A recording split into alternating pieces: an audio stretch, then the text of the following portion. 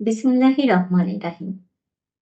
সমস্ত প্রশংসা আল্লাহ তাআলার জন্য, যিনি আমাদেরকে লজ্জা দিয়েছেন, যা পাপ থেকে রক্ষা করে, আর বিনয় দিয়েছেন, যা মানুষকে মানুষ করে।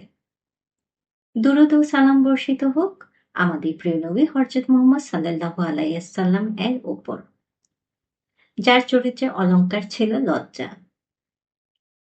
প্রিয় ভাই ও বোনেরা, লজ্জা দুর্বলতা নয়, লজ্জা হলো অন্তরে জাগ্রত পাহাড়। যে মানুষ লজ্জাহীন সে সহজেই সীমা ভাঙে, আর যে বিনয়ী সে সীমা বুঝে চলে। আজ আমরা অনেক সময় বলি, সবাই তো করে, কিন্তু লজ্জা বলে তুমি করো না। দীনানুর বলে, লজ্জা থাকলে চোখ নিচু হয়, কথা সংযত হয়, আর দেহ শান্ত থাকে। বিনয় অহংকারের চিকিৎসা। অহংকার মানুষকে আল্লাহ থেকে দূরে নিয়ে যায়, আর বিনয় মানুষকে আল্লাহর কাছে নিয়ে যায়।